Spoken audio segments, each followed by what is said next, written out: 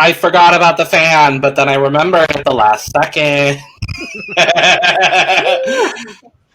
Oh boy, welcome to The Cup, the currently unnamed podcast where we put the tea in reality and we are the first to quench your thirst.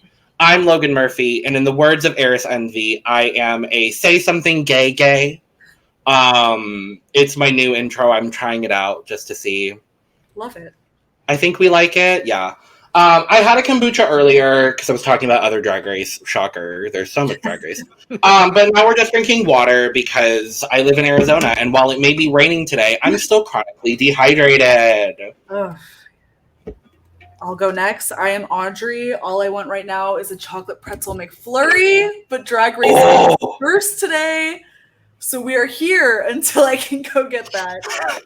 The way I had an Oreo McFlurry yesterday, so... Work, diva. I can't ever get them. Our ice cream machines are always broken. Always. And I am Brandon. I just have water today. Again, hydration, important. Usually, I would have like my regular Jack and Coke. Not for episodes, but like for regular instances. But sure. Not today. Not today. It's a wild day. I'll break the fourth wall and say this is my fourth podcast I've recorded in 2 days. Ooh. So, you know, we're doing okay. Weekends are always busy though for me anymore. So with recording and with the 47,000 seasons of Drag Race happening. But we move to the semifinals of RuPaul's Drag Race Social Strategy Mario Party Eleganza Extravaganza All Stars All Winners race. It is the last maxi challenge before the finale. There were a lot of things that occurred in this episode, and I'm very excited to talk about it with the two of you because the three of us have not been together literally since the premiere.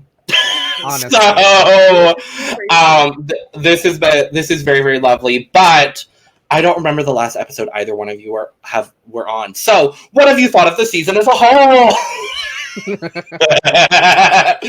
I've loved the season. I really do appreciate that they were all there the whole time. Like I think overall that's the consensus, but I think this group especially is a really special group overall, and so I mean I've enjoyed greatly this season. Yeah, given with this format, with no one going home, obviously, it just basically shows what everyone can bring.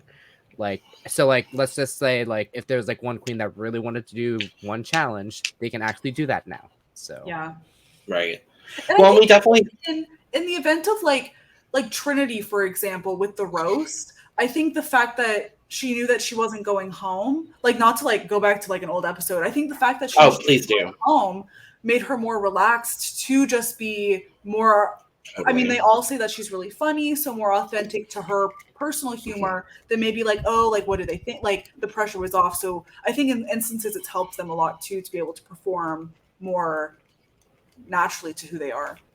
Yeah, I mean, I've definitely had my issues with the format over the season. I do agree. I do really appreciate that no one's gone home because in the thought of for I think it was Jaida and Yvie, for example, they didn't get the opportunity to do a roast on their original season because there just wasn't one.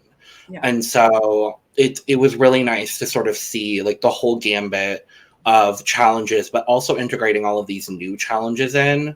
The two new challenges we saw being the Draguation speeches and the TikTok dance challenge. I really enjoyed both of them. Yeah, I will say, and I think everybody is kind of in agreement to some extent, the one challenge I'm missing is a rusical. A rusical where Alyssa Edwards and Laganja Estranja come back to choreograph. Yes. That's all I'm missing. But, or no, because I was going to say Lady Camden, but they wouldn't have known who she was at this point. Yeah. Mm-hmm. But I've said it all season, kind of, and I'll say it again. I really just wish this format had been a little bit kinder to the queens that consistently were in the top every week.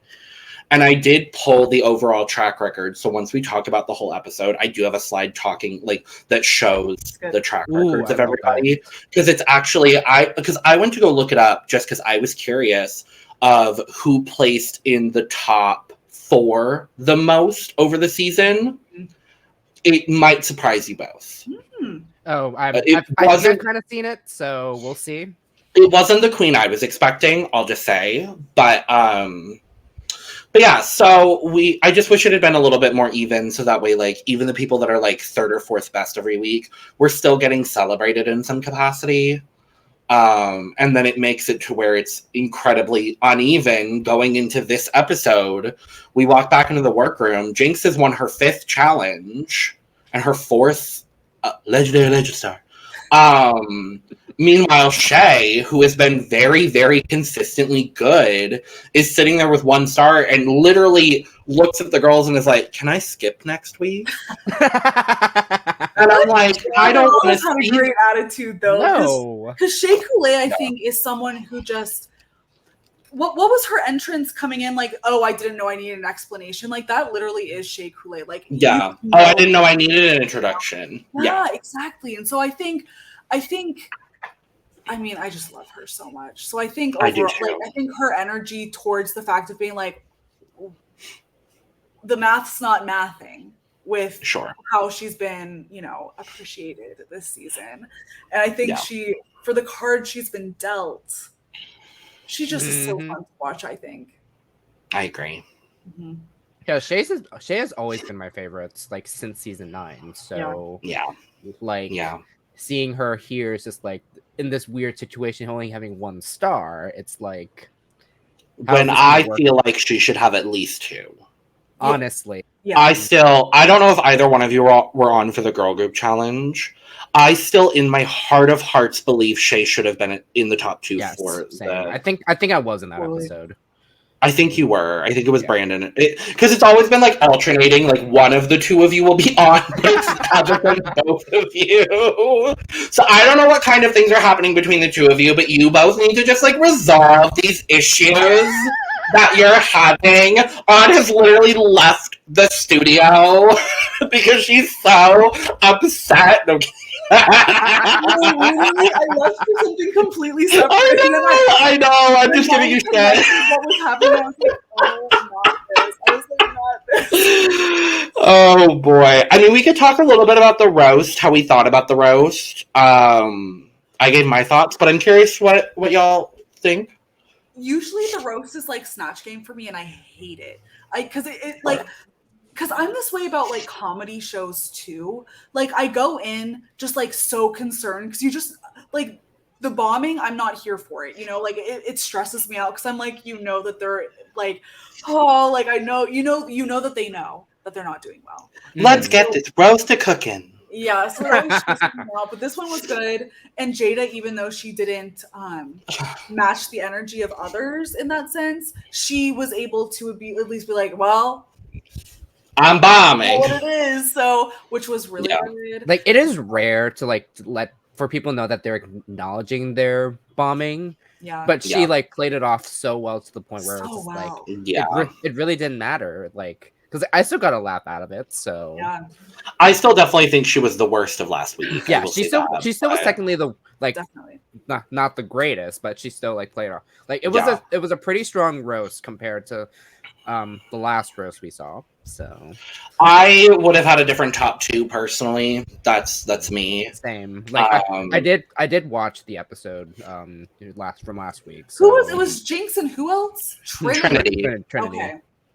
Which, simply because for the first time she did well in a roast, they were so which strong. I didn't think she did all that well. Yeah, same. I said it last week, but I really didn't. I thought her jokes, like on paper, were very funny, but I was missing a lot of the comedic delivery from her, and that's to be understandable because she hasn't done well. But it's also interesting too because I always like the editors sell me in the way of like I think that what they put on camera is all that happened. And so it's like I always forget that there was like more jokes to it. And so then I saw one of the queens tweet like something that another joke that Trinity had done, and I was like, "Oh my god! Thank you so much for reminding me. I meant to bring this up." So they cut a joke they cut a lot of Vivienne's jokes. Apparently, I don't know if y'all saw that either. Vivienne tweeted that was like, "Oh, waiting 8 months to see that your best material was cut out of the roast work," like something along those lines. But no, apparently Trinity. Oh, what was it? Was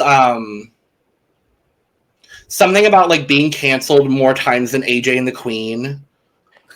Oh. And apparently RuPaul was like dying laughing.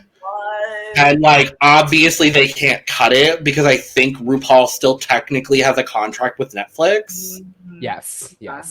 Even if like AJ and the Queen isn't the thing anymore. It's not a thing anymore, but because of how the contract works, because they still have that like property for like that long. So, and I'm like, oh my god, that is actually hilarious that they mentioned AJ and the Queen. I'm just like, oh, okay.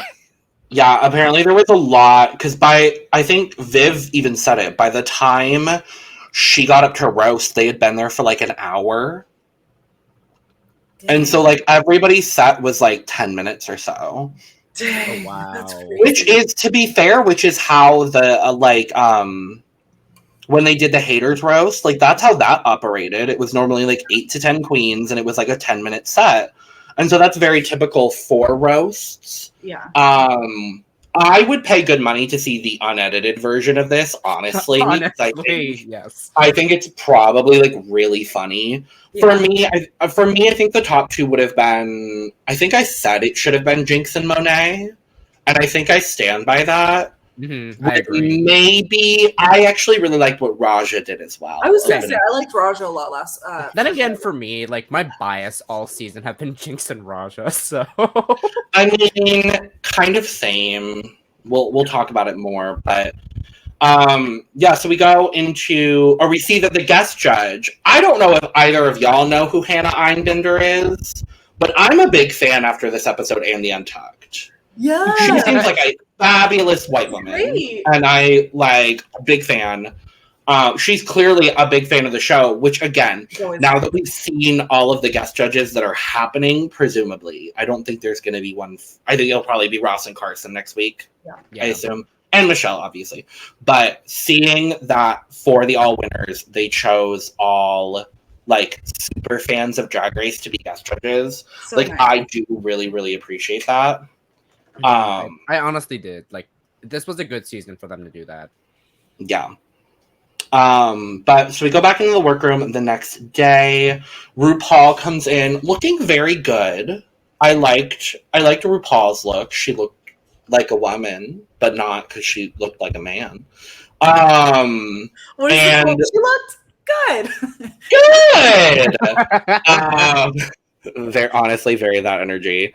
And we find out that the maxi challenge for the week is the Drag Race Gives Back Variety Extravaganza is the full name of this thing that happened. Ooh, background change, because I forgot a thing that I pulled earlier that I wanted to have available. But we're gonna go back to the black because I like it. So there's that. But and we find out that the winner of this week's lip sync will win $10,000, a $30,000 donation to the charity of their choice. We'll talk about all the charities. I was very, very happy to see this. And 3 whole ass stars. Now, was this rigged for Shea? Absolutely. Am I all that mad about this? Not fully. Not entirely. It's the thing we I'm sure we've all seen on Twitter. If they could rig, and I usually steer away from the term rig because I think in games like this, anything goes. Like there's not a set format at any given point. But if what happened in All Stars 3 can happen, then this is fine. Like we all there's not a person there, I should say, shouldn't be a person that dislikes Shea Coulee. So if she gets a couple extra stars, who cares? You know, it's like... It also goes back to, and I hate making everything a race thing, but I'm going to. Actually, I don't hate it. I don't hate it at all.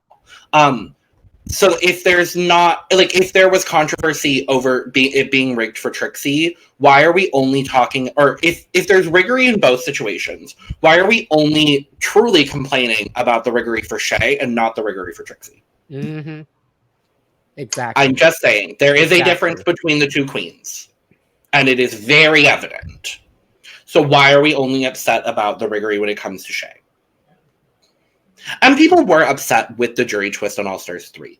Let me make that very clear. But there wasn't nearly as much outrage, in my opinion, from what I saw. And I watched All Stars 3 live, and I've obviously watching this live. There wasn't nearly as much. Imagine if I just hadn't been watching the season this whole time, but was still hosting the podcast. I've only been watching the pit stop, which Valid. This week, Valid. Vanjie. It was wild. And next week on Canada's Drag Race, Vanjie. So I'm very excited. But yeah, it's just why are we only outraged? Why are we not outraged when positive things happen for people of color on Drag Race? Honestly. Because also, in Shea's defense too, if there was ever someone who was majorly fucked by something that Drag Race did, it is Shea Coulee. She's been on, we can say both sides of it now. She has been majorly fucked with the lip sync Battle for Your Life season 9. Yes. And now, if she's getting one moment where it's something where okay, we love ya. Let's let's do 3 stars for this last one. And it's not at least this time too, they announced it before the challenge happened. Very that energy. So it's yeah. And it's the sediment of the fact that because everyone still gets a chance to get to the finale, obviously. Yeah. And Shea had an equal shot of not winning this challenge. Mm-hmm, exactly. So, and here's the thing, Mario Party of it all, because they finally mentioned it. They literally talk about it in the workroom. 11 episodes, and we finally get a reference to Mario Party, and I appreciate it. How the last 5 turns can change everything. This is the last 5 turns. Very that. So, Very that. I honestly also believe in my heart of hearts that if there was any of these 8 queens that had 1 star going into episode 11, that this would have happened regardless. Yeah, for real. We don't know what they would have done beforehand. I think, honestly, if Jinkx had 1 star, which probably wouldn't have happened, but if Jinkx had 1 star, I think they would have done it. If Viv had 1 star, I think they would have done it. If Raja had 1 star, I think they would have done it. Yeah. And so... It's whatever. We don't have to talk about it. I want to fear and love and war. Let's just and Drag Race. Yes. So yeah, so they're all prepping. We get cutaways to the workroom where everybody's talking about what they're doing, and then we get cutaways to the Tic Tac chit chats. It's not a Tic Tac lunch anymore. It's a chit chat with each of the queens. Even though they called it a lunch. No, they called it Tic Tac chit chat. Oh, okay, I don't know what I was thinking. The rhyming of words, whatever. But there wasn't a whole lot that happened in the workroom that we can't bring up later when we talk about the performances. The only thing I loved was Viv curling Jinkx's hair, and then Monet being well, why is it melting off? It was cute. I loved that moment. But we get the sit-downs with everybody, and for the most part, most of these are fairly emotional. And I don't always love the emotional, trauma mirror of it all situations. But for some reason, all of these kind of endeared me a little bit. We start with Trinity, whose wasn't really all that bad. But she talks about how, she went from being a small town Alabama kid to traveling to 30 plus countries. And I was 30? That's crazy. Because I assume all over Europe. I think she's done an Australia, New Zealand tour, probably South America. Mm-hmm. And that is 30 countries. So probably Mexico as well, probably Canada as well. So sure. And then her the bulk of her conversation is just about this being from the South and getting rid of all of the stereotypical Southern things that she then explicitly talks about in her performance later. We'll talk about it. But yeah, this was a perfectly lovely whatever. Nice way to start off these conversations. Yeah. And her charity of choice is Planned Parenthood, which is very, very, very, very timely. Well, I mean, we've had abortion resources in our description for like weeks now, but still, like, it'll stay there. It's gonna stay. But yeah, I was like, oh, how timely. She couldn't have known. But good for you, Tren. It was cool how for each of the charities too, they weren't just like, oh, what's your charity? And they just said the name. Like they got to actually like go into exactly what the charity did. We get a description. We get the websites. Like that was cool, you know. Yeah. The way they handled this whole situation was really, really, really good for me. I really loved it. I really loved it. Yeah. It was kind of surprising to me that like the RuBot was malfunctioning and we saw actually RuPaul for once. Yeah. We'll talk about Jinkx's in a second, but like I felt like for the first time in a while, we saw RuPaul, the human.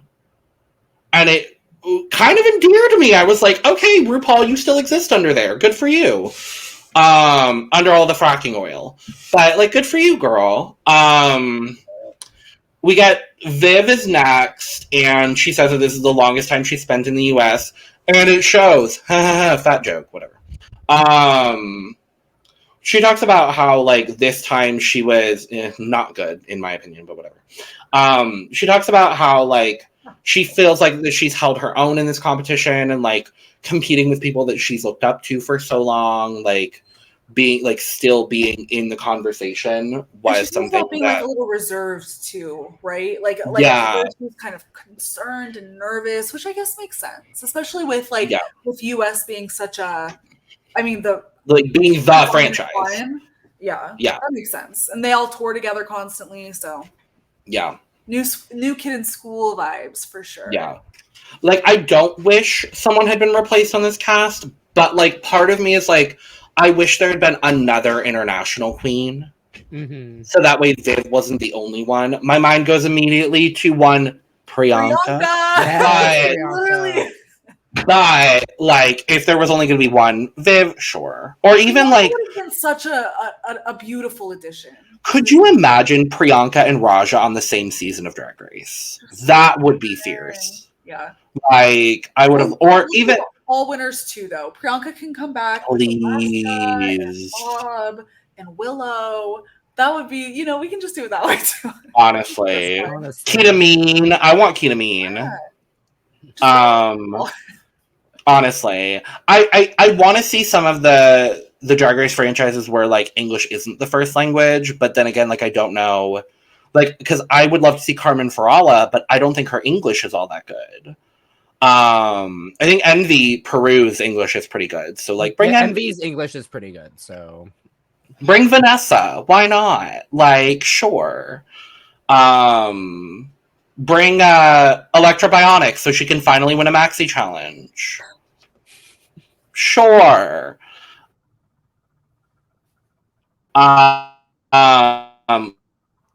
Or we know how much RuPaul loves Lawrence Jane. It's storming, so that's. Am I back? Am I here? Yep, you're here. Yes. I was saying we know how much RuPaul loves Lawrence Jane. So like bring Lawrence on, sure. I don't need another white queen, but like Lawrence, sure. Whatever. I actually think she was filming her WoW Presents show at the time this was filmed. Yeah, I think so. Which is why you don't see any of these winners in her WoW Presents show, because most of them like live in LA. Anyway, this is a bit of a tangent. They should do a Second Chances Drag Race edition where we all just vote for who. Isn't that in the talks? They did like that with Survivor, Second Chances. Well, that's where they just voted. So that's technically how All Stars 1 was cast. Oh, okay. They should. So All Star. Well, and that's why when in the iconic Mimi versus everybody untucked moment from episode 1, that's why Raven is like, Mimi, I'm first, third in the voting. I could not believe, like, because she was literally, I think number 1 was Miss Needles, because at the time she hadn't won, and everybody assumed Chad was going to win. There's also a conspiracy theory that All Stars 1 was literally created for Sharon Needles to win. I don't know if y'all know that. How wild. Because everybody thought and producers thought that Chad was going to win season 4. And then when Sharon was crowned, they basically shifted the narrative so that way Chad could win. Chad could get it. Wow. The more you know. I mean, most All-Star seasons have been rigged for a queen. I think the only ones that haven't would be 2. Well, now we know 2. Oh yeah, that's also another thing that has been revealed since then. Tangent, sorry, it happens here.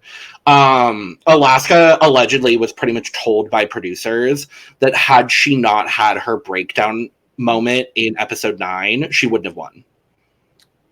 Okay. And that they would have crowned Detox She instead. talked about that? I believe so. I think she's like, maybe not in so many words, but she's like alluded to that. I think. Yeah, I think Willem confirmed it, but yeah. So like the only seasons that haven't necessarily been rigged were 2, 4, and 6. Okay. There we go. Because I don't think anybody would have expected. I love Kylie. Don't get me wrong. Love Kylie. I didn't expect Kylie to win. Same. I thought it was going to be Raja for sure. I thought it was going to be Ginger. Oh, Yeah, really? I thought it was gonna be Ginger as well. I thought it was going to be Ginger or Eureka. I thought Raja. Because we know how much the franchise loves both of them. But obviously, I love Kylie as a winner. Yeah, totally. Mm-hmm. Yes. If anyone was going to break up the Melanin dynasty of Drag Race, it's Kylie. Anyway, Viv and her charity, Trans Lifeline, love.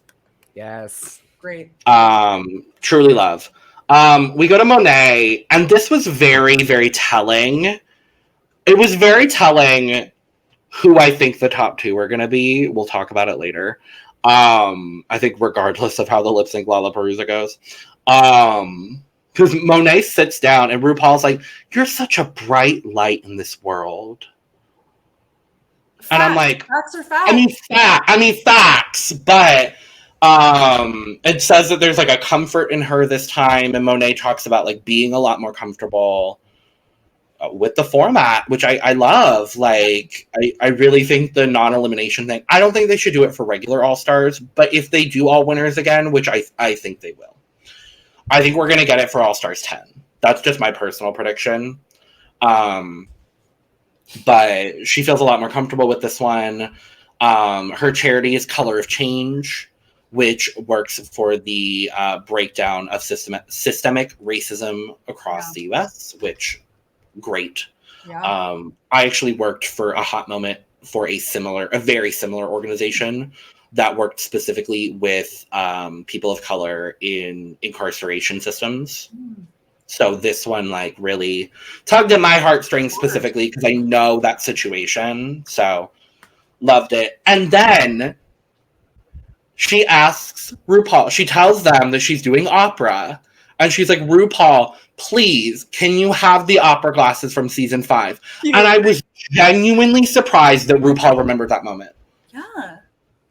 She can't remember Jinkx's name at DragCon, but she can remember this moment. Which I'll pull it up now, and I'm going to pull it up later, but this is why I changed the thing. Because I definitely pulled this image, and I will be using it as a reaction image for podcasts in the future. For audio listeners, because we have those now, it was the shot of RuPaul with the opera glasses from this episode, whatever. Yeah, we go to Yvie, and this is the first like truly emotional one. She talks about how like there's only so much you can get to know about someone in a 12-episode series, so she was really happy to come back. And her charity is the National Coalition Against Domestic Violence, which she unfortunately has experience with directly. Talks a little bit about that situation. And then I really did appreciate that Ru was asking her about her situation with Ehlers-Danlos. Mm-hmm. And she's basically like, it's not good. I'm losing my skills very rapidly. Like, this is really, like, the only time I could have come back and done any of this. And I'm like, it's hard to stand in heels. And that killed me. Yeah. I mean, obviously none of us can imagine something so definite, like, and just like I mean, moving forward, there was like a moment with Michelle was like, well, at least you can find humor. And Yvie was like, I mean, what else might like? I have to. Yeah. There's literally no other option. It's just like, yeah. I mean, Yvie, and I'm sure we've all seen Yvie post about, she like made a statement on Twitter and Instagram today about like, I was gonna bring that up. Kind of like a time capsule for her of like the last time she can do some of these things. And it's just like, I love Yvie so much. Me too. So I think it's just like it's devastating, but also like to see her still continue on. Obviously, is inspiring. You know, it's like Well, and she in that as well. She mentions because it's very well known that like they do everything twice on Drag Race. Like they film runways, they do the talent shows twice, all that kind of stuff. And she says in that little like. In her post, I think both because it's the same post, just broken up. She talks about how the second time they recorded, she couldn't do the like backflip. She like almost hurt herself and gave RuPaul a heart attack. Yeah, like severely too. She said she like fell on her neck and like just like landed horribly. So like which you can kind of see her, like you can kind of see the pain on her face in the runway. But I'm really, really happy. I'm really happy that she's here. I think more than anybody else, and I like all of these queens, at least at a base level, I like all of them. Mm-hmm. But I think Yvie specifically, and I think my other one honestly is Raja. Like I really, really appreciate that Yvie was on this season to kind of like not like cap her Drag Race experience, but like put like a lovely temporary bookend in where she's at and have that, like you said, on like she has this time capsule that she can keep forever. And you can also tell like a different spirit about Yvie this time around too. Like she's just really like there soaking it all in. And just like really just experiencing and like feeling everything during this part of the process. Yeah. So yeah, love Yvie for sure. Brandon, because I know we've been cutting you off. I feel bad. No. You didn't cut me off at all. Like it's fine. Like because I've really just echoing all the stuff that you all said about it. Like it's very, and of course like.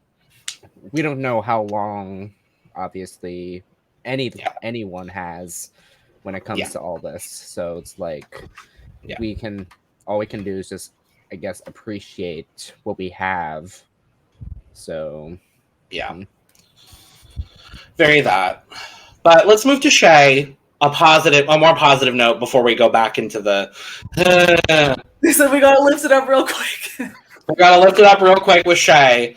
She talks about how her song is like Luther Vandross meets Janet Jackson, and I too was skeptical. We'll talk about it. It turned out for the best. But she talks about, you know, she has a shot. They gave her a shot, and that's pretty much her entire conversation.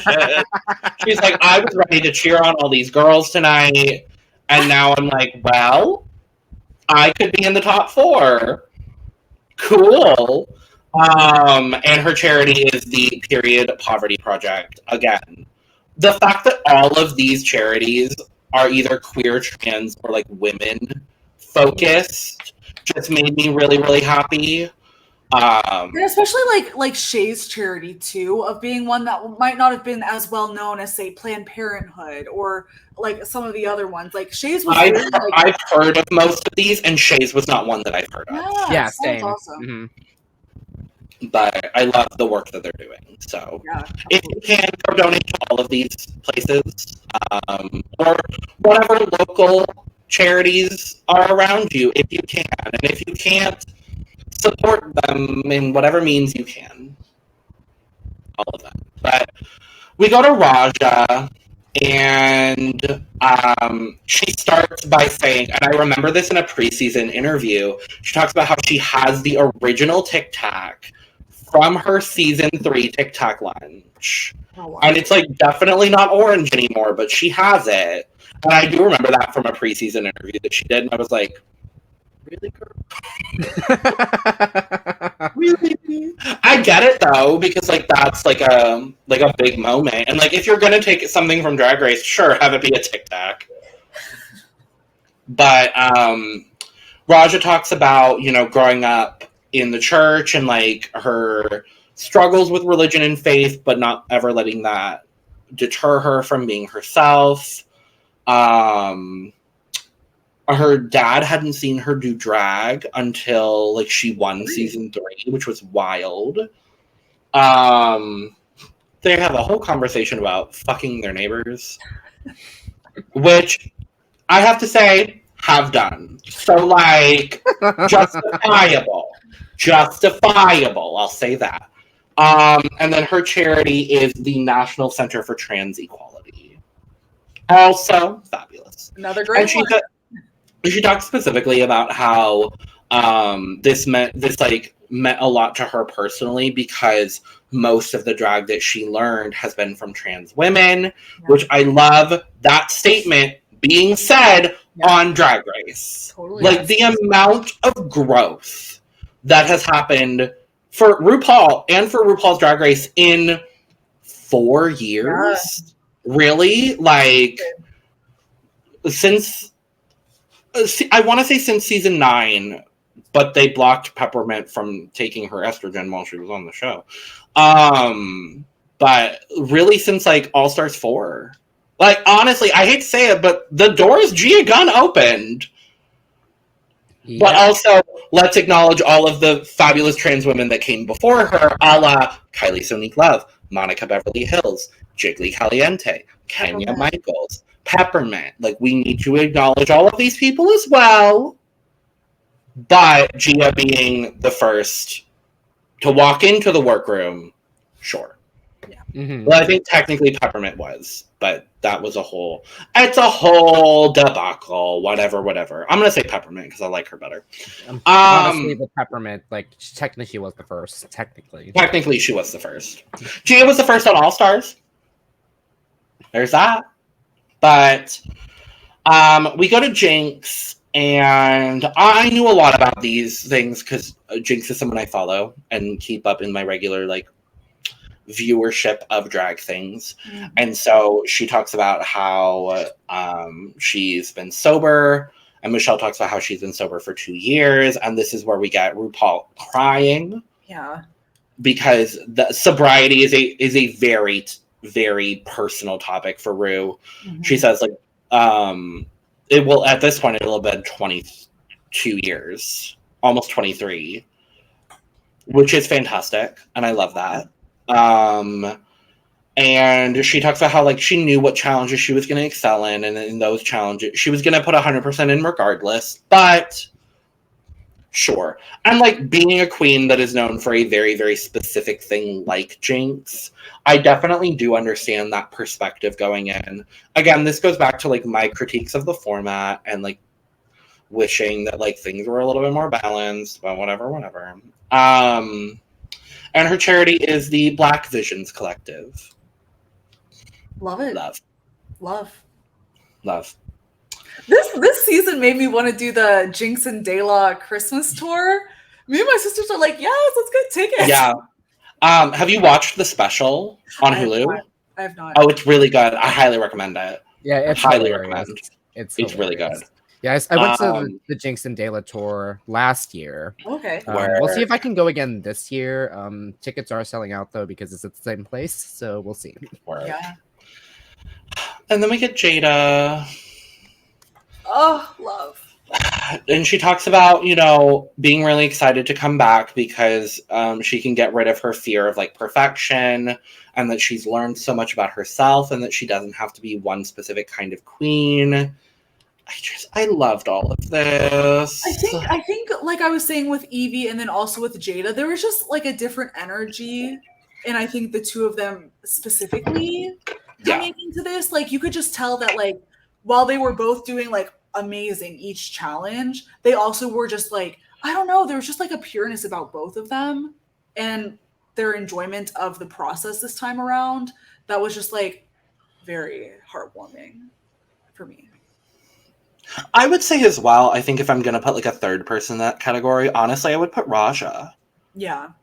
I think Raja's energy has been very, very good, but I think very different from her time on season 3. And obviously that's 11 years worth of growth and change and like all of that kind of stuff. But yeah, I agree. Brandon. I was like, where's my water go? Not this. I usually put it next to me, but I was like, I put it below me because I don't have my rubber stopper anymore. So I'm just Tea. Again, echoing what y'all said, because like I really like I just like how you're the first one to like talk about it, but like again. We'll make sure that in all the performances we start with Brandon. Also, because full transparency, I can feel my voice going out. So we'll start with Brandon. But yeah, that was that. And then we get a little bit of like workroom stuff on performance day. It's not elimination day because nobody goes home. The only things I wrote down were that Trinity sits on Raj's ass while she's trying to stretch. Yep. I was just like, who is this? Who am I? Who's sitting on me? Who am I sitting on? Right. I would be like, thank you for the stretch, but also who? She could probably tell because like fat ass. So it's either Trinity or Monet. But they talk about the Mario Party of it all. We already kind of talked about that a little bit. And then there's a lot of discussion about what might happen if there's a tie. Yeah. We'll talk about what happened when it came down to a tie because I disagree with this. But even with this, I like before the 3 stars was revealed, I was like, well, technically, Shea still does have a chance. Even so, this is to like clamor all the people who are upset about the 3-star thing. Even if it was still 1, Shea had a chance because in the event that Shea and say Jinkx or Jaida won this last 2, it would still be a full tie, multiple way tie for the 2-star people. So no matter what, Shea,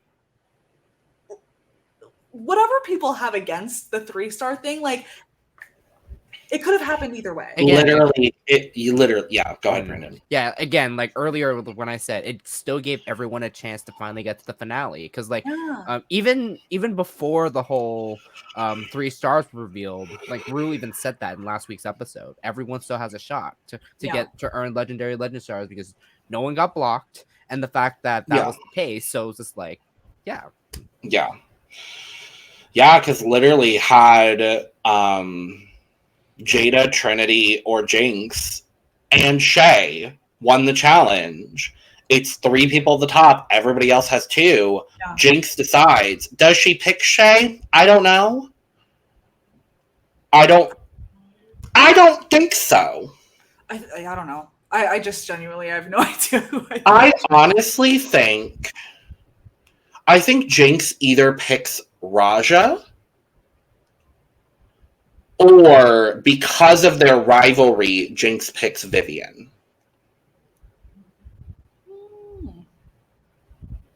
I could be completely wrong, but like that's kind of the vibe I'm getting. I genuinely I have no idea who I would even think that Jinkx would take. Mm-hmm. No. Well, and Jinkx didn't get the chance to do it, so which I wish she did. Maybe I agree. Maybe I agree. Let's talk about the Drag Race Gives Back variety extravaganza. There's also no runway, which I thought was interesting. I know. We'll bring it next week. Oh, absolutely. You know there's going to be a, like, finale, Eleganza, Extravaganza, Mario Party of it all runway. Not Mario Party. I will say, though, because I don't think y'all watch France, there was finally a Mario reference on Drag Race. There we go. Somebody did Waluigi and Piranha Plant.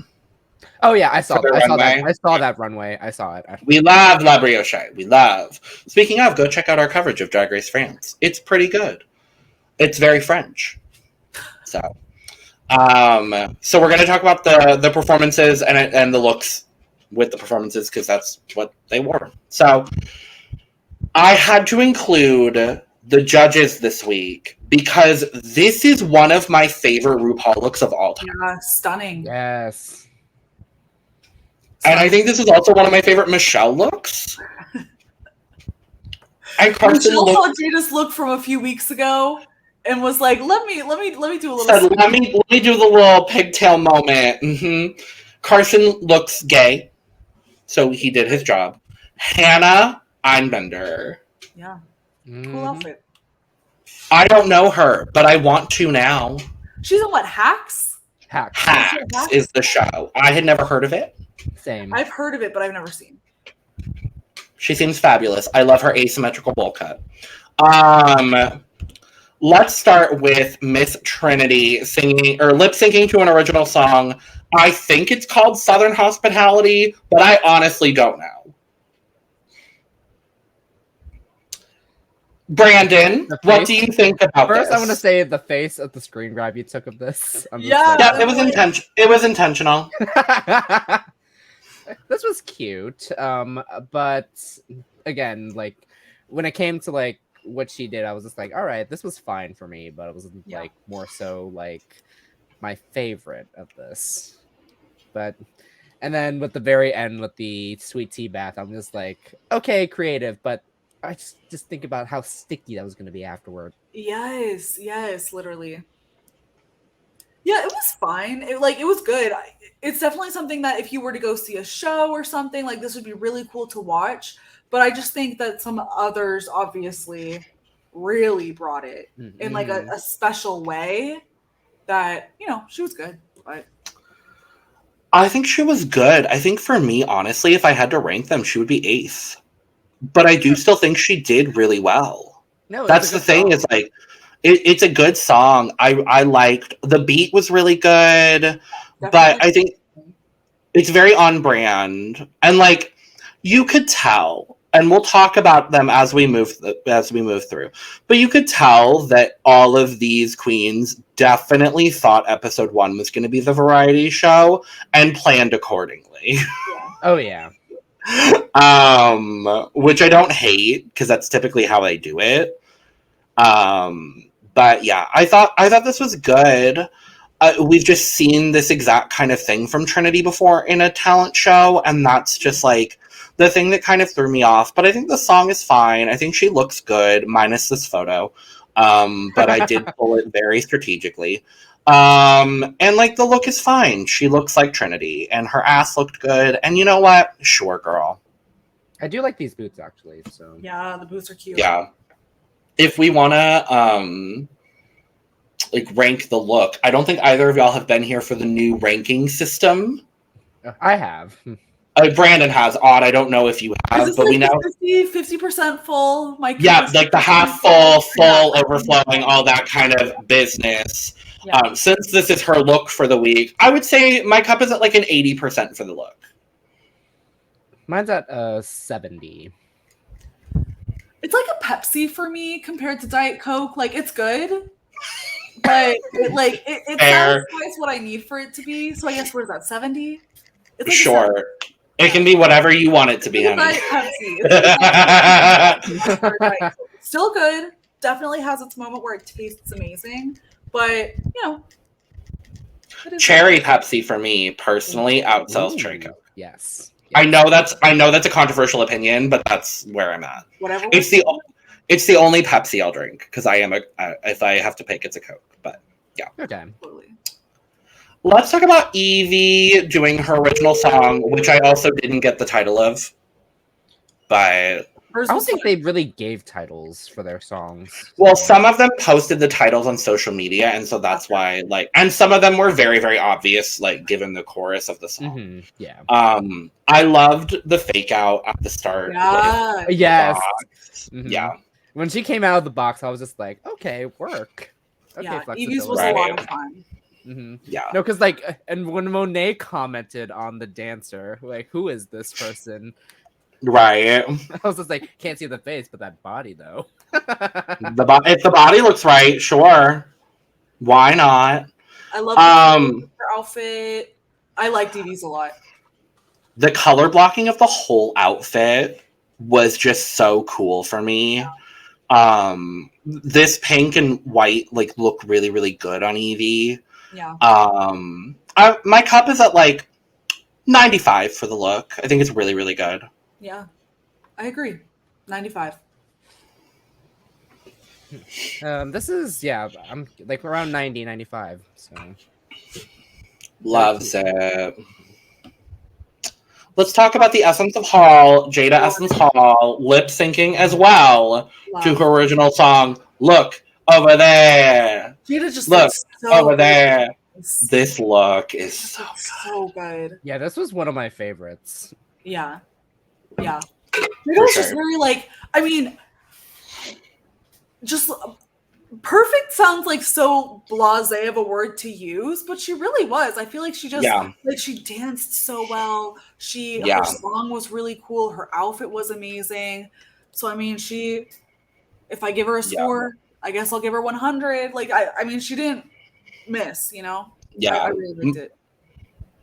Yeah, my cup is for me. So my cup is full. I think what's interesting about Jaida and what's interesting about the way that they lined these girls up is this was the third lip syncing to an original song in a row to start the show, and yet I wasn't bored of it because she had the backup dancers. It was this was my favorite of. Yeah, this was my favorite of the 3 songs that were lip synced to. Mm-hmm. Same. If I had to pick one of the 3, it would be Jaida's. Yeah, that's my favorite. So yeah, definitely, my cup is full. Jaida did a great job, as she always does. Yeah. So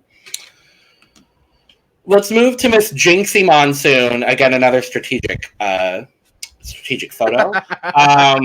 Live vocal to her song Sleep on Me, featuring her deep throating a microphone at the very end. This reminded me a lot of Alaska's variety thing in All Stars 2. Like very would have been in the same production. It would have been in the same production, you know? Yeah. I liked it. Yeah, this was, again, of course, the deep throating of the microphone. I was just like, yes, I love this. Yeah. And then when Yvie showed the water bottle. God, so funny. Yeah. I mean, this is Jinkx at her best. Yeah. It's a cabaret number. She sounds great. There wasn't a flaw for me in the vocal itself.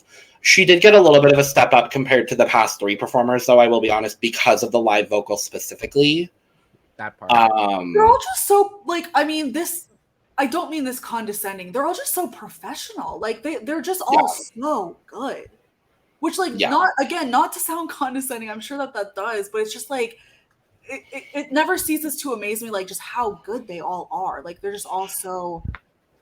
And this season, though, that's the thing. This whole season is, and like obviously we know now from like people talking on social media that like critiques were edited out of the show. Yeah. And while I would have liked to see the critiques, I don't think that takes away from my enjoyment of this season, because this season has been really, really good. So, as far as the look, it's Jinkx, it's blue, it's ginger. That's her natural hair, I'm pretty sure, and she looks great. So, my cup is at like a 90. Yeah. For Jinxie. Me too. Yeah, 95, close to a full. So, yeah.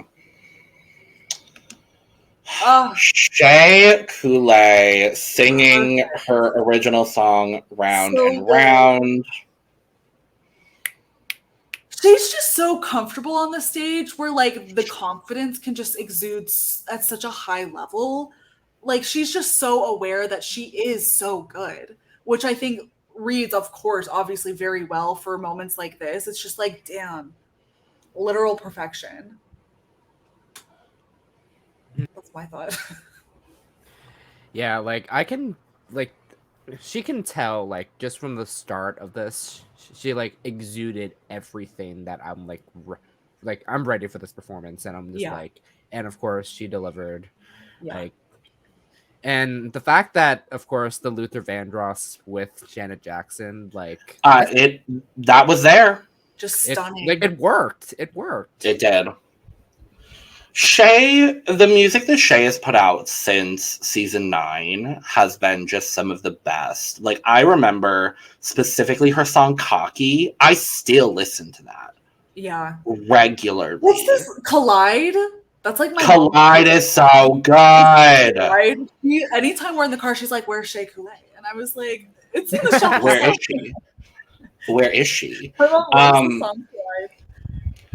and Shea knew she had to perform, and perform she did. And that's what we know Shea Coulee to do. Like, I think had it been a 1-star week like every other week has been, I still think I still think Shea would have been in the top. 100%. Mm-hmm. The look, my cup is full. The bitch did what she needed to do. Full. Yeah. So good. So good. I had to pick the final moment where she does the fake out and she turns. Yes, I love it. Love it. Good. This is also one of the few moments in the performance that she's standing still. So that also helped. Hence why Trinity's screenshot was so... I could have gone with the sweet tea bath, but I chose not to. Let's talk about Raja doing the only person to not do a song. Honestly. She's doing a traditional Balinese dance, and she talks in the workroom about how this is known as the androgynous dance because it's the only dance in Balinese culture that can be performed by either a man or a woman. Which I thought just added to how spectacular this was from Raja. Mm-hmm. Of course, me being Asian, like this was very lovely to see because we never get to see this ever. And of course, a lot of people are like, "What the hell is this?" But at the same time, they're just like very intrigued because like this is very like I haven't seen much like bad things said about this. If I'll be honest, like a lot of people like, yes, like this isn't like your traditional like thing you would see like in the Western world. However, like they're very appreciated this because of the fact that this is something that you never get to see all the time, and this was a very very homage to this that I really loved. Yeah, there's always like those few moments where Drag Race really does pull out something that's just like special, you know? Like I feel like Gia Gunn to go back. I was gonna bring up Gia, also very like an homage to her culture and what she learned growing up. And so this also like, and that was a really cool moment, you know, Gia Gunn for all she's worth, like that was really cool. And I think same thing with Raja, like this was just a moment that like was more than Drag Race. It was just very like special to her culture and to her representing like a deeper part of who Raja is, which is obviously lovely to see. Like it's so cool. And then with last season with June Jambalaya. So true. Wasn't the best performance, but still really appreciating what she did with that. Yeah, no, I was gonna bring up Gia as well because that's immediately who I thought of. And like, say what you will about Gia Gunn off the show, but I still stand by the fact that Gia should have won the first challenge of All Stars 4. Honestly. Yeah. As much as I love Mo Hart and I was very happy to see her get a win in episode 1, I still in my heart of hearts think it should have been Gia and Latrice. Like that's, I will hold that opinion until the day I die. But I really, really loved seeing Raja doing this. And I do appreciate as well, beyond just... Uh-oh. We lost him. Oh no, here we go. Oh, the lips moved.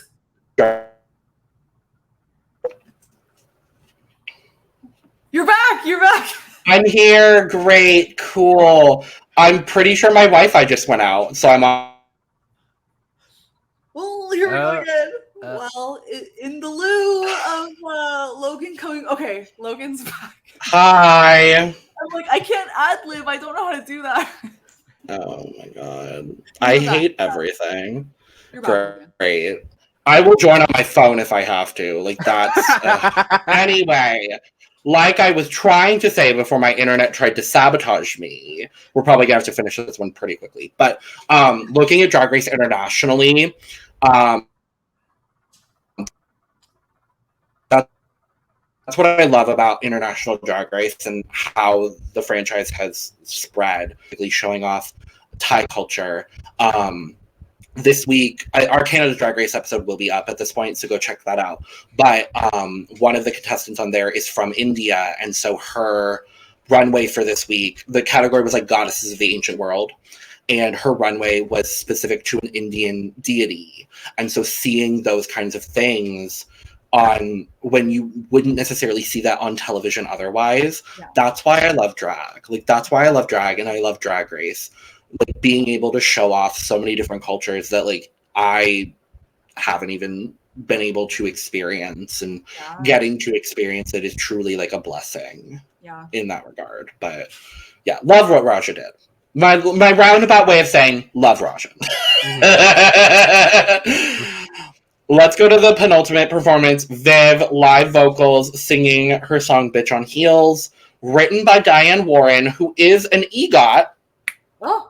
By the way, this performance was fine. It was a lot like Trinity's for me. Like, it was very good. It would be exciting to see performed live, but it was good. It was good. Nothing much to say. It was just a pretty good performance. This outfit, like, very polished, but not like very like groundbreaking for me. Yeah, I would say like my cup here's like 85. Yeah.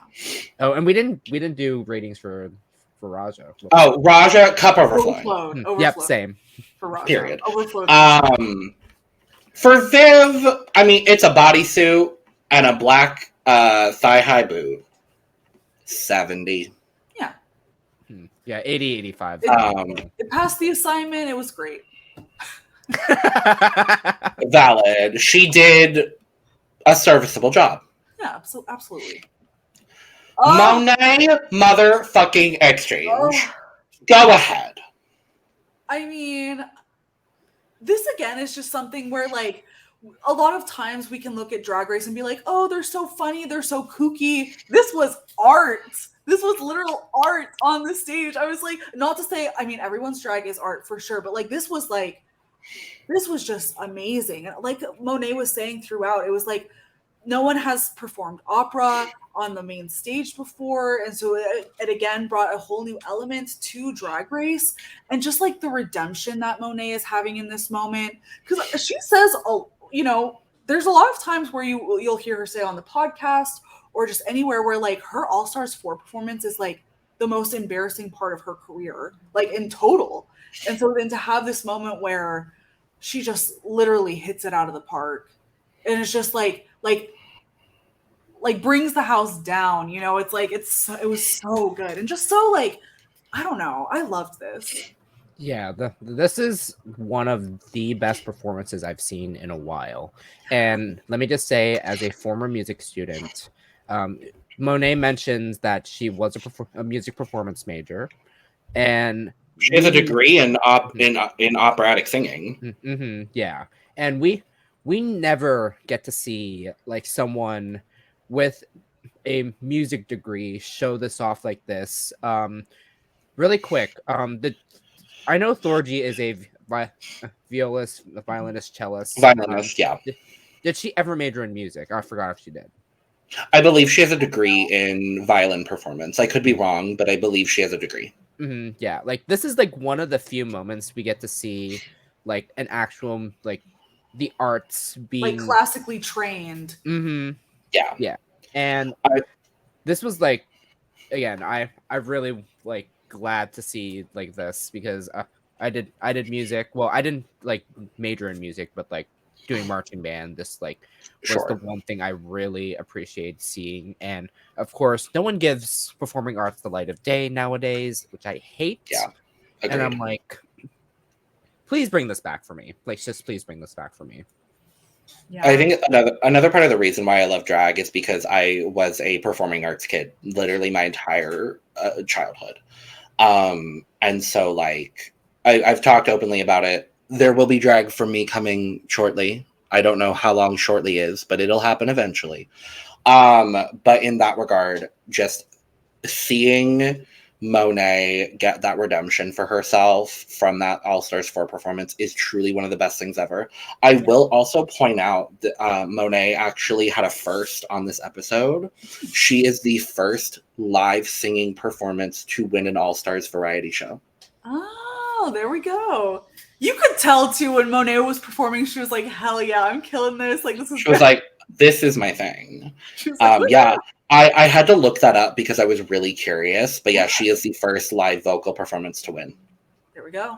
Wow. So, the people trying to say on Twitter that she wasn't live singing, I'm like, it was crazy. It is hard to lip sync to opera. I've tried. Like, yeah, it's crazy. The look as well. I have to point out the look because I thought it was a gown. No, bitch, it's a pantsuit. What? Yeah, this is a pantsuit. I was just It's like, a wait a pantsuit. damn minute. I chose this shot because it gets like the fog in the background a little bit, but also the hair. I want to point out the hair because it is so immaculately done. Whoever did this hair, props to you. My cup is overflowing for Monet, just as a whole. Same. Yeah, absolutely. Loved it. Overflowing. I need 8 cups to fill what she's doing. Like I'm so happy for Monet because I love her so much. And it's true what RuPaul was saying earlier. Like, Monet really is just like a lovable entity, you know? Like, Monet is just lovable. Yeah. Like, if I had to name a miscongeniality of Drag Race as a whole, I honestly think it's Monet. 100%. I agree. I think it's Monet or it's Jujubee. Yeah. Those are the two that I immediately... And my third, even though she's only been on one season, would be Nina West. Yeah. Like, those are the people I think of immediately as, like, the miss... And they actually weren't all miscongeniality. Jujubee has never been a congeniality. Honestly. But, Monet's always also just someone who's just so excited. Like, you can tell, like, in a lot of instances, like, she's just excited to, like, be here and to, like, be experiencing these cool things. And so that's always nice to see, too. Yeah. So... we get the critiques. We come back to the stage. There's not much to talk about with Untucked, so I'm just going to throw it in here. Just Hannah Einbender being a super fan is basically all of Untucked. They played they've been doing because I assume Odd you haven't been watching Untucked. No. Well, then you're only getting half the story. Brandon, I haven't watched this episode yet, so sure. Then Brandon will know. They brought back the pink furry box. Oh, I know, the literal throwback. Deep cut. And it's been like the last 3 episodes, and it was what's it called? It was it's always been Shea that's prompting it. Like it's been Shea to do it. And Jaida's opened it every single time. Like, they have their spots on the Untucked couches, and so that's like how it happens. This one I think they haven't done Jenga on any others, right, Brandon? No. Okay, with Jenga. Ooh, okay. It was like Truth or Dare Jenga minus the dare. So it was the Truth Jenga. They had to call it like Tower of Truth because obviously it's copyright. But then I'm like, if you can't get the copyright for Jenga, how have we had the copyright for Tic Tacs all these years? They mentioned Mario Party. They mentioned Pokemon. Tic Tac's probably a cheap date. Probably, honestly, yeah. But yeah, it's been really cute. It was really funny because the queens were like, "Oh, whoever knocks over the Jenga stack won't win the season," as fully as a joke. Do you want to know who knocked over the stack? Vivienne. No. Jinkx. Who? Jaida. I know. I'm aware. So we go back to the main stage. And we find out that the winners of this week's challenge are Shea and Monet! Yay! As they should. One of the few times this season I actually agree with the top 2. Fully. I think my third, if I had to name a third... Raja, easily. I think it's Raja, yeah. Same. Mm-hmm. And if I had to name a fourth... Jinkx. Jinkx. Yeah, same. I would have... That would have been 4. that wasn't the top 4 as listed by the judges. It was the first 3 mentioned plus Yvie, which I did appreciate, Yvie being in the top. Absolutely. But this is where we end up with Monet X Change having the most stars of the season with 5. And she's in the final! Yay! Woo! As she should be! Woo! Trinity and Jinkx. No. Shea and Jinkx each have 4 stars. They're through to the final! Woo! Yeah! And now there's a tie between Trinity. Monet too, when they revealed that Monet was sorry to just jump in there. Please do. That Monet was going to be the tiebreaker. Monet was living her absolute survivor fantasy. In the moment she was like, oh my god, like this comes down to me, like this is like, because this is what she's been saying the whole time in all of her confessionals, like this is Drag Race Survivor, like you got to make the alliances, like have all this stuff go down. I did, of course, because when it was revealed that between Trinity and Jaida, Jada knew that it was I meant to pull Jada's face because her face is saying everything that needs to be said. Mm-hmm. Yeah. But yeah, so this hit Monet has too, because I knew Monet was gonna pick Trinity. Like you just know she is. And so it just like I felt so, because this whole time I was like, woohoo, Jada's in the final, like nothing else matters. Woohoo! Well, and she even says at the start of the episode, and I meant to bring it up and I didn't. She has a confessional at the very start of this episode where she's like, I don't feel secure with 3 stars. Yeah. That part. And so Monet has to choose between Trinity and Jaida, and to nobody's surprise whatsoever, she picks to nobody's surprise except Trinity. Exactly. She picks Trinity, meaning that the top 4 of this season are Jinkx, Monet, Shea, and Trinity. Incredibly well-rounded top 4. Very. Like they all bring something very different, I think. Not the top 4 I would have picked. Same. For me, honestly, it would have been Jaida over Trinity. Yeah. As much as I love Yvie and I love Viv and I love Raja, like, if we're going off of a full, well-rounded situational thing, Jaida is the definition of well-rounded drag queen, like fully the definition of it. Yeah, so she would have been perfect. Yeah. I think at the beginning of the season, I don't think it was mentioned in the episode, but in our coverage, I think my top were Jinkx, Raja, Shea, and I think we all kind of left that 4th spot as an unknown. I think all of us did that. Yeah. And seeing this, I was just like, okay, all right. Yeah. And Jaida was so nice too. Like she kept being like, Monet, it's okay. Like you could tell she was like, Monet, it's fine. Like I get it. Like, because so devastating. It hurts. It hurts. It hurts. Because I didn't watch I wasn't watching live with the Shangela reveal. And so like, I can only imagine what that must have been like. Because this was tough to watch. I think the Shangela robbery was a little bit more of a fan reaction than Jaida, I do think. But I do appreciate all of the support that's been going Jada's way. And Raja and Yvie and Viv as well. But we'll talk more about them in a little bit. Viv was like, I'm ready to go. She was like, where's my plane ticket out? She's like, she was like, I just want to fuck my husband. Like, please let me go. She's ready to go.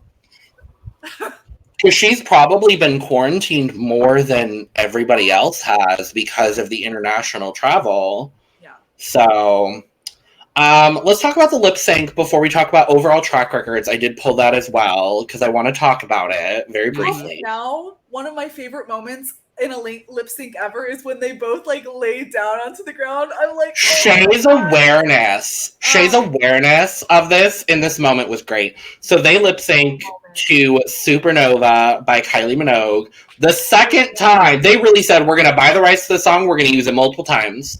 And this was the first instance was a good lip sync. This was a great lip sync. One of the best of the season, for sure. 100%. I will say, the 3 best lip syncs of the season have all featured Monet. And That Brandon, this is your opportunity to talk about designing women, because I wanted to give you your opportunity to talk about it. Yes, again, I wish I was here when y'all covered that episode, because designing women has become like literally one of my all-time favorite lip syncs to date. Yeah. To fucking date. And now with the added this, I'm just like, damn, they really gave Monet like the best lip syncs of the season right here. I'm just like, okay, work. And the fact that Supernova was played again after UK versus the World, which was fine. Blue and Mo did a good, serviceable, wonderful job. Exactly. Yeah. Mm-hmm. So I'm just like, okay, here we go. Like, and so let me just say that Supernova will probably be in my repeat for who knows how long now. It's one of my favorite Kylie songs, so I loved it. Mhm. I thought this was very close, but honestly, what tipped it over the edge for me in Shea's favor was the synchronicity of the laying down and all of that, and like being aware enough. I love when people do that in lip syncs on Drag Race, so this really just gave me everything I needed. Yeah. So, but we do see that Shea does win the lip sync. I agree. Yeah. Yes.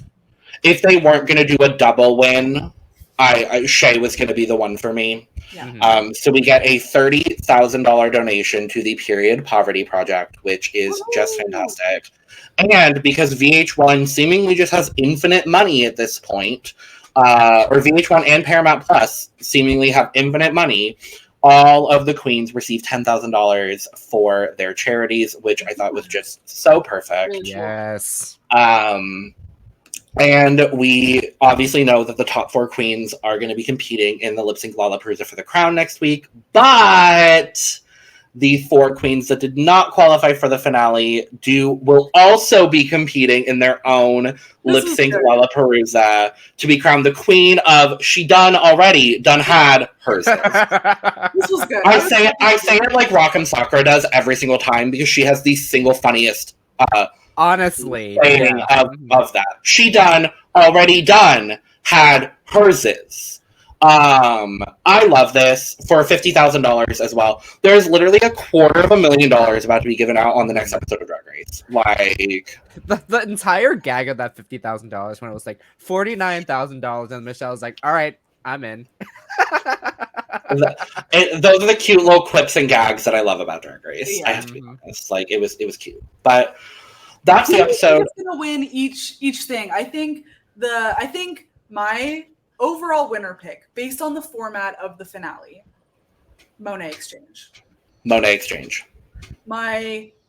Based on the formats of the finale for the other ones too, I think it really is a toss-up between Jaida and Yvie for the She Done Already Done Had Hers group. Yes. So I think I will be so happy if Monet just wins overall. Like, because I think too, like with Monet, it's been we'll say Monet and Trinity. It's been tough because they have had to share their win. And so for Monet to get one that's like so individually just hers. Yeah. Beautiful. It'd be beautiful. Yeah. We love it. Mm-hmm. Brandon, what are your predictions, love? Okay, so for the we had done ours or whatever it is. Whatever that is. Honestly, I think that's gonna be a toss-up. Honestly. Like, cause like any one of them, because like each of one of them has shown like their lip sync chops. Yeah. And like, of course, my lean is toward Jaida, obviously, because I want her to get that. Yeah. And then for the ultimate prize, that's gonna be hard because like part of me obviously wants Jinkx. Sure. But what I think might gonna happen is it's really gonna be probably either Shea or Monet. But if I had to pick, probably Monet. So I'm gonna sound like a broken record, but in the She Done Already Done Had Herses, I think it's Jaida's to lose, truly. And that's I think, unfortunately, I think given what we know about Yvie and her situation with her Ehlers-Danlos, I don't think she's going to push herself to like sorry not sorry levels. I don't underestimate the lip syncing abilities of Raja or the Vivienne, because Viv has won 2 lip syncs on this season. And so I do think, if I had to take a guess, I think it would be Jaida. I think my second in that regard, honestly, as much as I love Yvie, I think my second would be Viv. But I think it really depends on song choice as well. Because we saw Raja do so well with Super Freak and so horrible with Better in Color. So like it's kind of all over the place in that regard. When it comes to the top 4, I genuinely think any of them have a real shot. I think unless Jinkx and Monet are in the first round pairing together, I think the final 2 is going to be Jinkx and Monet.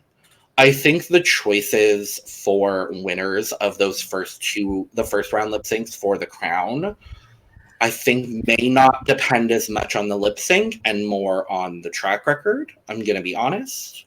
Yeah. I think if I had to pick who I want to win, I think I want Shea. Ooh, okay. I think I want Shea because I love Monet and I love Jinkx and I think Trinity's there. But like I think for me, if I want someone who do I want to be the queen of all queens? I think it's Shea Coulee. Like I really do. I think of this cast, she is like I think of when I think of Drag Race, I think of like the bigger names. I think of Bianca, I think of Bob, I think of Alaska, I think of Shea, and I think of Jinkx as well. And Monet is now risen to that status for me. But 100%. I don't know. I would be happy with any of them. I'm gonna say honestly, minus Trin. Yeah, same. I just don't love her. I think she's a great drag queen, and I think she's a great Drag Race contestant. But I don't as satisfying as the others. No. Yeah. I would gag though if Shea and Trinity both get eliminated in the first round again. Oh my god. I was gonna say it's gonna depend Again. I'm just like I just thought about that. I was just like, wait. Here's the thing. Like, I don't care who wins. Like, it's just a mere prediction. Yeah. Like, it's just that like I'm really at a point where I'm just like, I really don't know where this is gonna go. Like, I'm just making a mere prediction on like how things are like based. Like, obviously, like we have our biases, but like honestly, I don't care. Like you said, everyone minus Trent, obviously. So yeah, and it'll be interesting too because Trinity has spoken about how her and Peppermint went into the finale of season 9 being like, it's obviously going to suck that one of us is going to eliminate the other, but like we have to pick each other because at that point it was like Sasha and Shea were kind of positioned to take it. And so they were like, one of us we have to confirm that both of them aren't going to make it to the finale, the final. Yeah. And so I think if Trinity goes in with that mindset again, and Monet too, because Monet is going in strategically, I think that could be what kind of tips it one way or the other. I think if Monet or Trinity gets the wheel spin, they're not going to pick the other. No. I don't see that happening. Honestly. Could you imagine? I mean, Monet is playing Drag Race Survivor. Producers could be setting this up as a Trinity versus Monet to like finally. Could you imagine if going to get it? Could you imagine? Could you imagine if Jinkx or Shea gets the first round pick and picks the other one? Crazy. It would be literally the reverse of season 9. Honestly, wild. I think as well. I do want to point out. I think given now that we know the top 4, given what happened in the Tic Tac chit chats, which I do really think speaks volumes to the way Ru and Michelle feel about the queens. I don't honestly, as much as I love Shea, I don't see a universe where the top 2 isn't Jinkx and Monet. And I'm very realistic in saying that just because there was such a different energy in the way that Ru talked about Jinkx and Monet specifically compared to the way that she talked about Shea and Trinity. Mhm, So yes. that's just that. I do also want to, I pulled the overall track record, and the image is very small. I'm so sorry. But it's color coded. So at least there's that. But I wanted to look at the number of wins plus the number of high placements for any given queen on this season. And if you look, I think number 1 is Shea. Yes. Mhm. With 7, followed closely by both Monet with 6 and Raja. Yes. Monet and Raja both have 6 high placements. Jinkx has 5, of which she won all of them. When she went there, she went there all the way. When she was in the top, she wins. Like we said, Monet has 6, Shea has 7, which again justifies for me having her in the top 4 because she was very consistent across the entire season. So that I want to say that as well. Trin has 5. Jaida only has 3. Yeah, that's very surprising. Yeah. I agree. Raja has 6. Viv has 4. And Yvie has 5. So, again, it kind of justifies to me, like, Shea being in the top 4 is correct. Yeah. 100%. I would have loved to see Raja in the top 4, but bygones be bygones. Yeah, seeing that with Raja with 6, like, that should have, like, again, still to this day, I still thought she should have won Snatch Game. So I agree completely. Snatch Game, what other one where she should have won? The acting challenge?